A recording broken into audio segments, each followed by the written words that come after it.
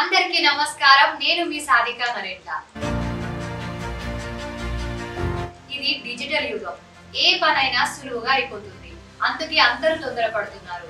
ఈ మధ్య కాలంలో ఎవరైనా సరే కష్టపడకుండా డబ్బులు ఎలా సంపాదించాలి అనే ఆతృతతో ఉంటున్నారు.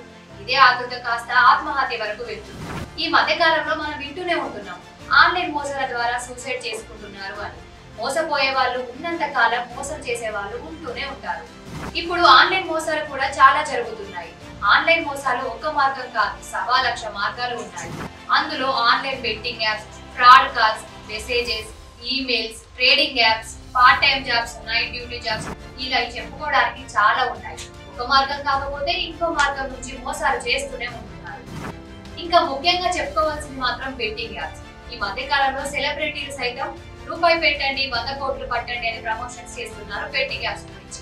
ఇక ఏముంది, ఫాలోవర్స్ ఇన్ఫ్లుయెన్స్ అయ్యి డబ్బులు పెట్టి డబ్బులు కోల్పోయి అప్పుల పాలవుతున్నారు. ఇదంతా తట్టుకోలేక సూసైడ్ చేసుకుంటున్నారు. ఇంకా కొంతమంది కుటుంబంతో కలిసి అప్పులు తీర్చలేక సూసైడ్ చేసుకుంటున్నారు. కనీసం కుటుంబం కోసమైనా ఆలోచించి బెట్టింగ్ బానిసలు కళ్ళు తెరిచి చూస్తే బెటర్. ఇదే వరుసలో ఫ్రాడ్ ఫోన్ కాల్స్, మెసేజ్లు, ఈమెయిల్స్ రావడం, మీకు బంపర్ ఆఫర్ గిఫ్ట్ వచ్చిందనో లేదా మీ ఫోన్ నెంబర్ లక్కీ డ్రాలో వచ్చిందనో, కొంత డబ్బు కడితే ఎక్కువ మొత్తంలో వస్తాయని ఆశ చూపుతారు. మనం ఎలాగో ఆశాజీవులం కాబట్టి వాళ్లకు డబ్బులు కట్టేస్తాం. ఆ డబ్బులు అందక అడ్రస్ ఉండరు. ఫోన్లో బ్యాంక్ అధికారులమని bank details, ATM card, net banking, OTP చెప్పమని ఇలా రకరకాలు అడిగి అమాయకులని మోసం చేస్తున్నారు. నేటి కాలంలో మాల్వేర్ అటాక్లు బాగా పెరిగిపోతున్నాయి.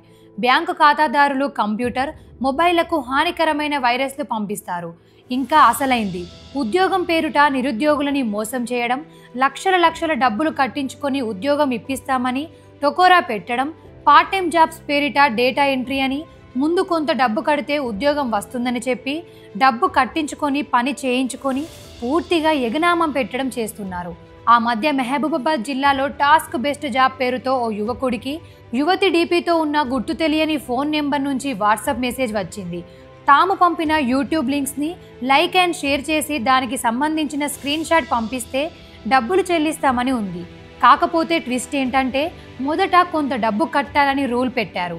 దీంతో అతను స్క్రీన్ షాట్స్ పెట్టి డబ్బులు పంపాడు. ఆ వెంటనే సంస్థ నుంచి టెలిగ్రామ్ లింక్ను పంపించి దాని ద్వారా డబ్బులు విత్డ్రా చేసుకోవచ్చని తెలిపారు. సరే, మనోడు ఆతృతతో డబ్బులు డ్రా చేయాలని చూస్తే అవ్వలేదు. వెంటనే సంస్థని సంప్రదించాడు. కొంత మొత్తాన్ని తమ సంస్థకు జమ చేయాలని, అలా చేస్తే చివరిలో పూర్తి డబ్బులు వస్తాయని నమ్మబలికారు. ఈ మేరకు అతను విడతల వారీగా మొత్తంగా 12 లక్షల వరకు సైబర్ నేరగాళ్ల ఖాతాకు పంపించాడు. ఆ తర్వాత ఎన్నిసార్లు డబ్బులు డ్రా చేసినా అవ్వలేదు. చివరికి లాభం లేదనుకొని సైబర్ పోలీసులకు ఫిర్యాదు చేశాడు. రోజుకు ఎన్నో వేల మంది ఇలా మోసపోతున్నారు. మన 2 తెలుగు రాష్ట్రాల్లో ఉద్యోగాల పేరిట మోసపోయిన కేసులు వేలల్లో ఉంటున్నాయి. ఇక లోన్ యాప్స్. మన ఇండియాలో లోన్ యాప్స్ పుట్టగొడుగుల మాదిరిగా పుట్టుకొచ్చాయి. డబ్బుల అవసరం కోసం చాలా మంది లోన్ యాప్స్ ట్రాప్లో పడుతున్నారు. ముందుగా ఆకర్షించి లోన్ ఇస్తున్నారు, పర్సనల్ డీటెయిల్స్ తీసుకుంటున్నారు, ఇంకా డబ్బులు వస్తాయి, అంతా బాగానే ఉంటుంది. తర్వాతే అసలు కథ మొదలవుతుంది. అధిక మొత్తంలో ఈఎంఐలు వసూలు చేయడం, కట్టకపోతే టార్చర్, ఫోన్ చేసి బూతులు తిట్టడం, పర్సనల్ డీటెయిల్స్తో ఫోటోలు మార్ఫింగ్ చేసి వేధించడం.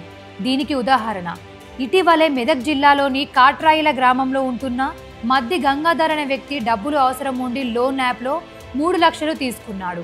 వాటికి సరిగ్గా డబ్బులు నెల కట్టలేకపోవడంతో లోన్ యాప్ ఏజెంట్లు వేధించారు. డబ్బులు తీర్చలేక, వారి బాధ భరించలేక తనలో తాను ఎంతో మానసిక ఆవేదన చెందాడు.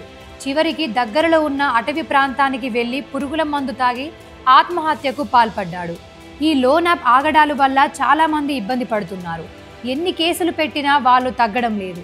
పైగా ఈ లోన్ యాప్స్ చైనా వాళ్ళు ఆపరేట్ చేస్తున్నారని కథనాలు వస్తున్నాయి. వాళ్లే ట్రాప్ చేసి ఇదంతా నడిపిస్తున్నారని అంటున్నారు. మరి ఇలాంటి వాటిపై ప్రభుత్వాలు చర్యలు తీసుకోవడం చేయాలి. అలాగే మనం కూడా అవేర్నెస్తో ఉండాలి. ఇక ఈ మధ్య మరీ దరిద్రంగా కొరియర్ పేర్లతో ఫ్రాడ్ నడుస్తుంది. పోలీసుల పేరుతో డ్రగ్స్, నిషేధిత వస్తువులు మీకు కొరియర్ వచ్చాయని చెప్పి కాల్ చేసి డబ్బులు గుంజుతున్నారు.